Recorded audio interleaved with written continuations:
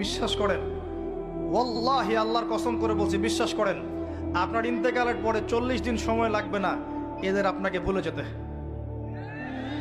ওয়াল্লাহি আল্লাহর কসম করে বলছি, এই মানুষগুলোর কেউই আপনার প্রকৃত অর্থে আপন নন। আপনার অবস্থানকে তারা ভালোবাসে, আপনাকে তারা ভালোবাসে না। আপনাকে শুধু আপনার রব আল্লাহ ভালোবাসেন। আপনি তার উপর তাওয়াক্কুল করে হারাম ছেড়ে দেন, আপনাকে আল্লাহ পাক বেহিসাব রিজিক দেবে ইনশাআল্লাহ তাআলা। মানুষ মানুষের অবস্থানকে মূল্যায়ন করে, আপনার পরে তার আপনাকে মনে রাখবে না। আপনি আমি যদি আজকে পৃথিবীতে নাও থাকতাম, আজকে যদি আমরা পৃথিবীতে নাও থাকতাম, পৃথিবীর ঘূর্ণন কমে যেত না। পৃথিবী ঘুরতই, রাত হতো, দিন আসতোই, আমাদের স্ত্রী সন্তানরা বেঁচে থাকতো, মা বোনরা বেঁচে থাকতো, সবাই যার যার জায়গায় ঠিকই থাকতো, আমরাই থাকতাম। এটাই বাস্তবতা, এটাই দুনিয়ার নির্মম বাস্তবতা। তাহলে এই দুনিয়ার সংক্ষিপ্ত জীবনে কাদের কথা চিন্তা করে আপনি আল্লাহর অবাধ্যতা করছেন? কাদের কথা চিন্তা করেন?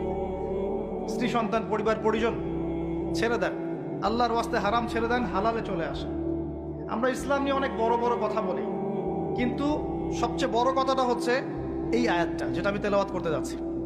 ইয়া আইয়ুহাল্লাযীনা আমানু, হে মুমিনগণ, আলাইকুম আনফুসাকুম, তোমরা নিজেরা আগে নিজেদের নফসটাকে ঠিক করো। নিজেরা ভালো হও, পরের দিকে আঙ্গুল পরে উঠাও। নিজেরা ঠিক হও, নিজে আগে জ্ঞান অর্জন করি, নিজে আগে আমল করি, নিজে আগে হালাল খাই, নিজে পরিবার ঠিক করি, নিজে আমি দিন ইসলামের জন্য ক্ষুদ্র পরিসরে কিছু করার চেষ্টা করি, অন্যের ভুলের দিকে আঙ্গুল পরে উঠাই। দেখবেন ইনশাআল্লাহ প্রত্যেকে যদি নিজের ফিকির করি, আস্তে আস্তে সমাজ ঠিক হয়ে যাবে ইনশাআল্লাহ।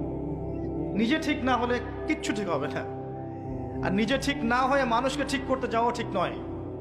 একটা বাতি যখন জ্বলবে, একটা বাতি থেকে আরো অনেক বাতি জ্বলবে ইনশাআল্লাহ। আল্লাহ পাক আমাদের সবাইকে হালাল রিজিক অন্বেষণ করার তৌফিক এনায়েত করুন, আমিন। যাদের হালাল রিজিকের সমস্যা আছে, আল্লাহ পাক যেন বেহিসাব রিজিকের ব্যবস্থা করে দেন, আমিন।